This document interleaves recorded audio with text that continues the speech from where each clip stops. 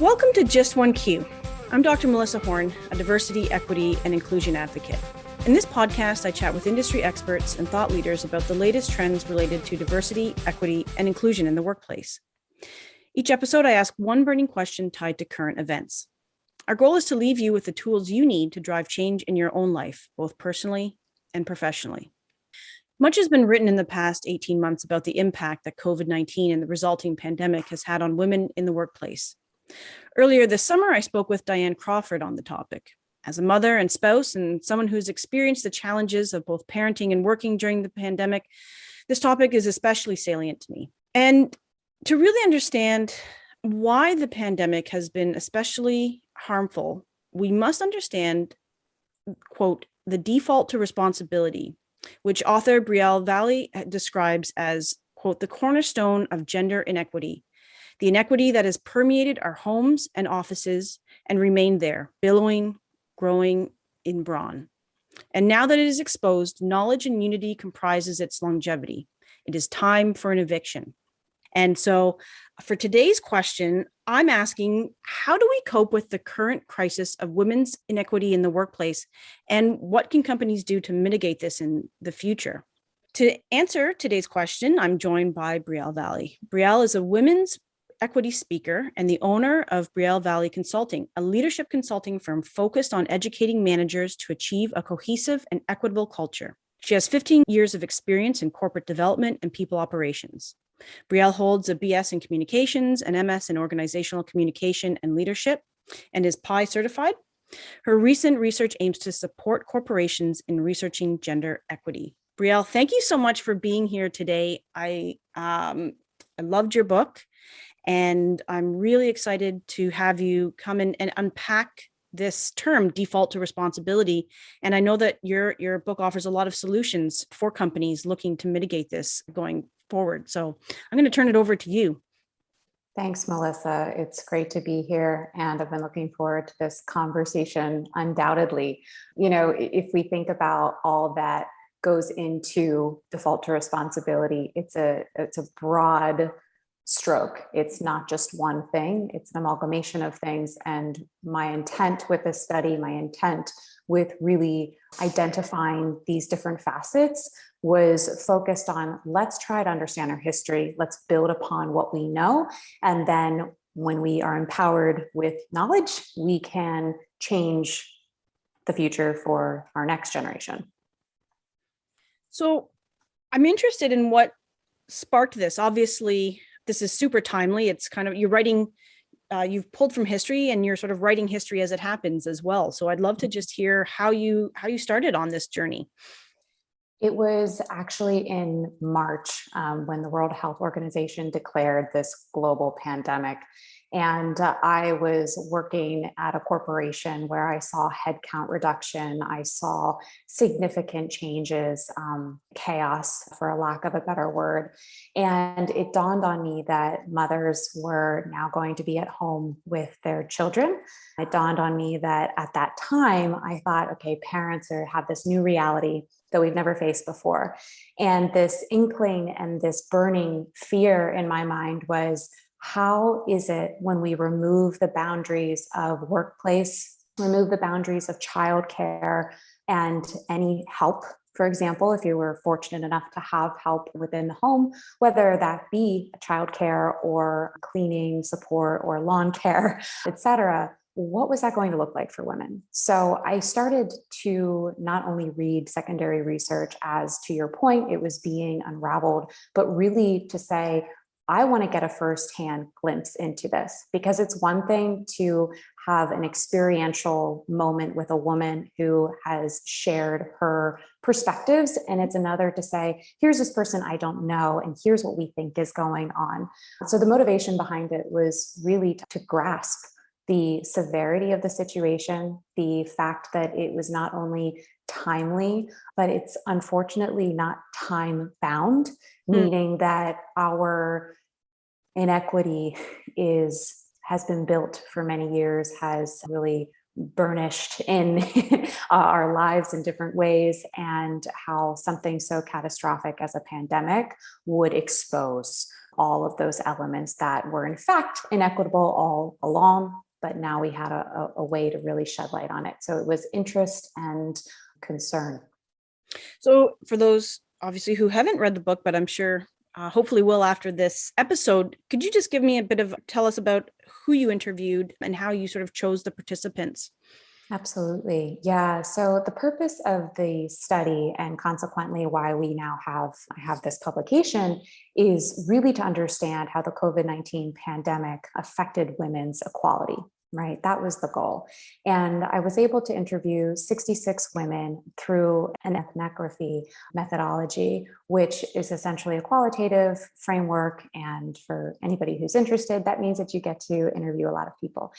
And so it was 66 women in this ethnographic study, and 27 questions were what were posed consistently across the board. And it was a snowball effect. So you'll see in the text, if you do read it, that there are some limitations with that, including who you have exposure to, who people know, because it is really rallying the troops of, I'm ready, able, and willing to hear your story. Are you ready, willing, and able to speak to me?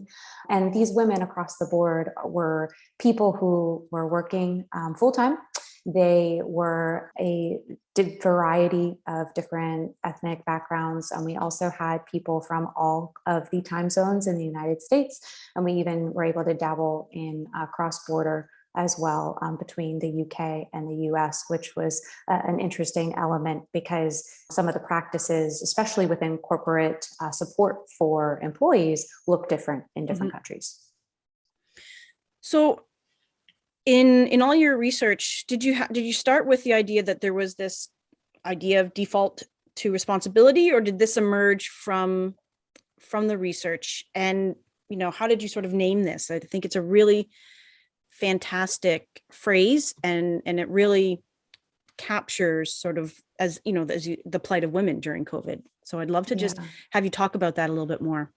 Yeah, Melissa, it was interesting. This light bulb went off as I was compiling the primary data, as I was reading through my copious notes with these women. And it's this combination of what I was looking at from the historical perspective, right? I talk a little bit about the Industrial Revolution. I talk about women's rights and the evolution of that. But when we think about the work that was performed at scale, right, as industry grew and the inception of, in my perspective, the inception of pay inequity actually occurred during that American Industrial Revolution. It's not that there weren't inequities, we can pick from many parts of history, but the ideal quote unquote America was one where men were providing, women at that time even, although they participated in this industry, were paid 1/3 to 1/2 of what a man was. And so at that point, there was this juncture of let's keep women at home, and immediately subjugated women to men based on power and money. So it was these foundational inequities that were really the building blocks to default to responsibility. And as you know, I have this very strong belief that it is a combination between in the home and at work, and we cannot separate the two, and we'll talk more about that. But that was kind of the inception of this idea. And then I went, how interesting. As we go through our talk here today, there were other elements that I extracted from the research, such as the concept of help and what that looks like in the home. And all of these things, I said, wow, women really fall back every single time to being the care provider, to making sure things are taken care of, to enabling a household. And that's amidst everything else that's happened. So the evolution of our lifetime has been, wow, women, quote unquote, can work now. Women can earn degrees now. Women can excel now. And it was a permission. So if we look at our mothers and our mothers' mothers, we consider all of the things that we now have that they did not because they fought for it. Mm-hmm. And I'm saying, actually, this is really interesting. We've done both. We have changed, we have evolved, we have excelled, but the things that were burnished early on have not shifted. We still ensure that our full-time career is overshadowed by a secondary full-time job. So I drew upon the concepts of second shift. I drew upon the concepts of really this laborious idea that I struggled with, especially in my lifetime when women can have it all. And I would pose the argument that we cannot have it all because we are doing more. Yep. And that will affect our mental health. That will affect the way that we progress into the future and the way that we raise our children. So many different pieces went into the naming of default to responsibility. And so, I think a lot of us can imagine what this looks like, but how, in terms of, you mentioned that organizations have a real role to play in combating this default to responsibility. And so it'd be great to speak about what this looks like in the workplace. And then what do we do to sort of, as you mentioned, now that it's exposed, it's time to evict it. So I'd love to just sort of hear about that a bit more. Yeah, there's a big combination here. One is that we have to provide a reevaluation of benefits. And two is that we have to provide education. If we rethink division of labor and the interconnectivity of home and work life, we often separate those, and that topic can no longer be divided because one does permeate into the other. Unconscious bias, right? That this is your bread and butter. You're well familiar that it plays a huge role into this. Microaggressions against women in minimizing when they speak, being interrupted, or just simply dismissing their ideas and putting them into a box where they're going to have to overcome these additional hurdles within the workplace.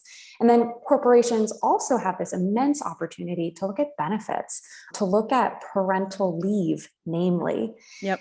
There's a lot of research here about care and why children go to mothers first. That is not my born concept. This is something that has been read and studied, but it is all about access, right? Yeah. We seek out the person we know we are going to be able to get care from. And when mothers have maternity leave, guess what? They're getting that care primarily, and that continues forward. If fathers are afforded the same type of leave, that co-parenting construct is actually possible. And studies do show that just as oxytocin increases for women to create that bonding, the same thing happens for men. Mm-hmm. So this isn't some abstract idea of this isn't worthwhile. It absolutely is.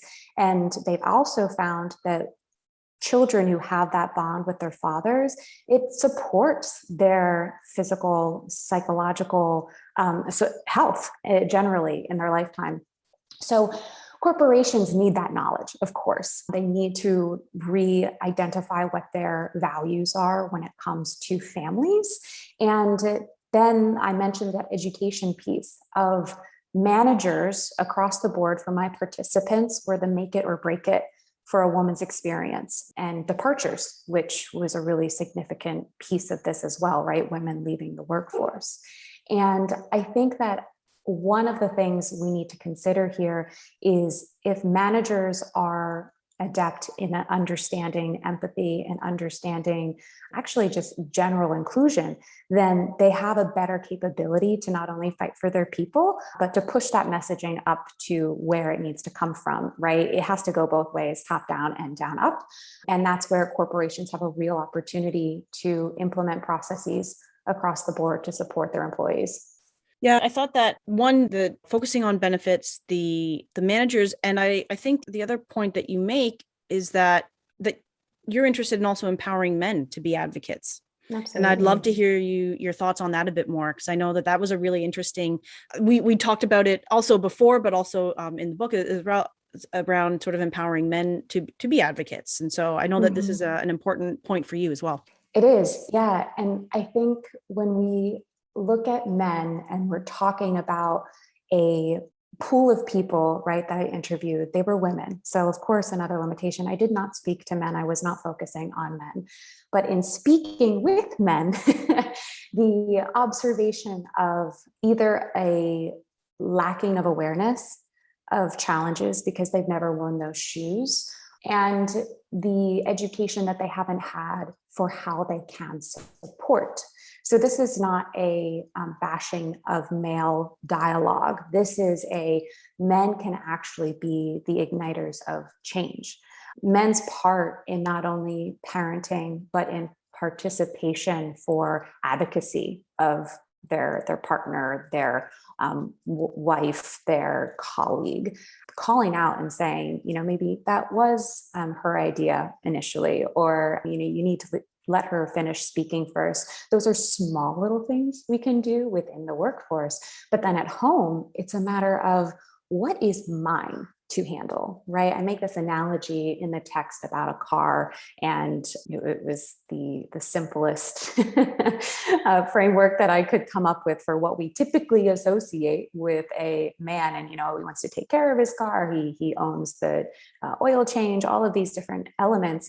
And so what I'm saying is we must have more of that division. It's not all of this is yours and I have this one little thing. It's actually, let's look and assess who takes out the trash, or who does the vacuuming, or who does the planning for the vacations for the family, and dividing that equally. Because if you want your wife to be successful, if you want your daughters to be successful, if you want them to be able to provide for themselves, which anybody with I would say, a fair deduction in logic would say, yes, of course, I want to advocate for that. We'll really have a different frame of mind when it comes to seeking out proactively equitability within the home and in the workplace.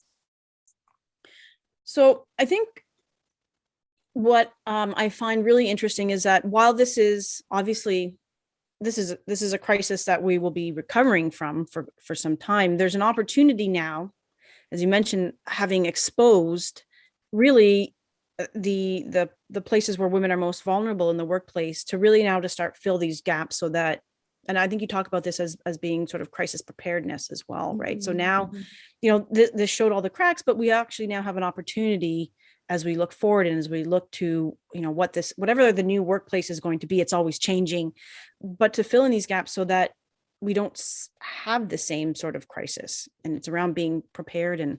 But I'll let you speak to that a bit more.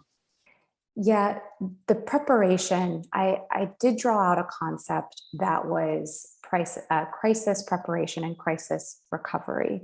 And in that, one of the things that I was thinking about is how fascinating is it that some corporations looked at this as a pretty colossal issue and indicated that things needed to happen. So some employers offered additional 2 weeks of PTO for parents, some offered flex hours, some discussed the ability of really kind of dividing when they could do their work, if they could shift what type of their work they're doing just based on effort versus exposure to noise. Yep. And that's unfortunately the rarity. The majority of these corporations said business as usual, hunker down, you can work more hours, you have more bandwidth now, you're working from home. And in this ideal state, right, from a perspective of capitalism, we say, wow, that's great. We're attached to our devices. In a perspective of a mother, she was being scorned at for having children on her camera. A husband was oftentimes, again, from my participants' experience, removed to a different space. And some of these women posed really interesting questions, a couple of which even to HR, saying, how am I supposed to eat myself, not to mention feed my children, and what resources are provided? And many HR professionals indicated that's not our problem, right? Our home is not the office. Your home is not our office.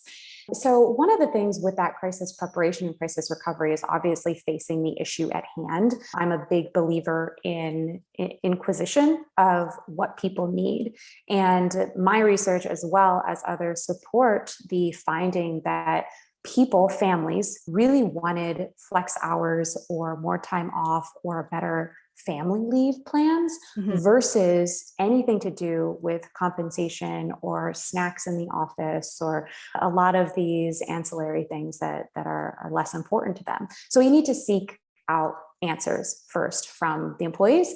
I also suggest that we need to implement a gender equity steering committee within corporations. So really fueling off that employee feedback, right? How are we prioritizing our needs? How are we looking at creating a model for the indispensability of diversity and how all those pieces really go together?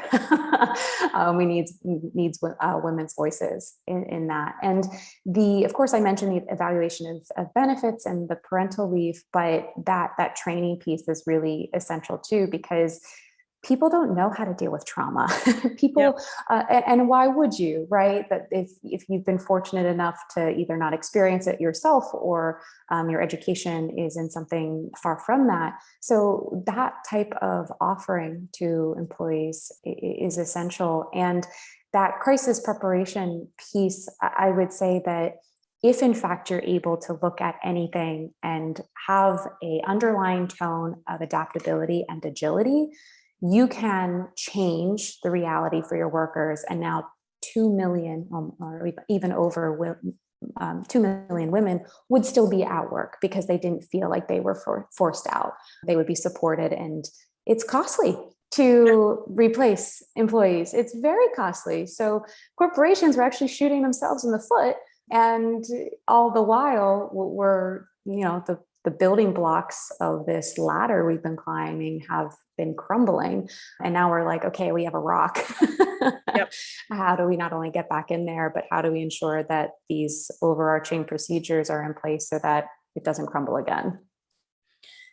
It's such a really fascinating topic. And as I mentioned, like I had read a ton of different reports, there's the McKinsey report and there's lots of reports, but I really thought contextualizing the current plight of women within the historical context, within this broader research really brought home where we are today. And I love that, not only did you sort of say, okay, this is the problem, but you offered concrete solutions as well, which I think is super helpful and things that are born out of the research, but also talking to women, which is, as you mentioned, say this all the time, talk to the employees because they will tell you what they need and they will tell you if what you think you're doing is working, right? And I think, the thing that, as you mentioned, managers too, is being able to advocate for employees is so important as well. And as you said, whether women chose to stay or to leave really depended upon that manager as well. And I know that managers is an area where you specialize and focus on as well, because they're often sort of caught in the middle between, directives from above and also having to be working with employees and ensuring that work gets done and that employee relations are going well. Brielle, I want to thank you so much. I could sit here and talk to you about this all day, but I want to allow folks the opportunity to read Brielle's publication. We will be posting a link to it on the show notes. I want to thank you so much, Brielle, for sharing your insights today. And for everyone who's tuned in, if you're interested in learning more about Brielle's work, you can follow her on LinkedIn, and we will have her LinkedIn handle as well on the show notes. To everyone else, thank you so much for joining me on Just One Q. If you have any of your own burning questions, please feel free to reach out to me at hello@learningsnippets.ca, or you can write us a review to let us know what you thought of today's episode. Until next time, I'm Dr. Melissa Horn, and this has been Just One Q.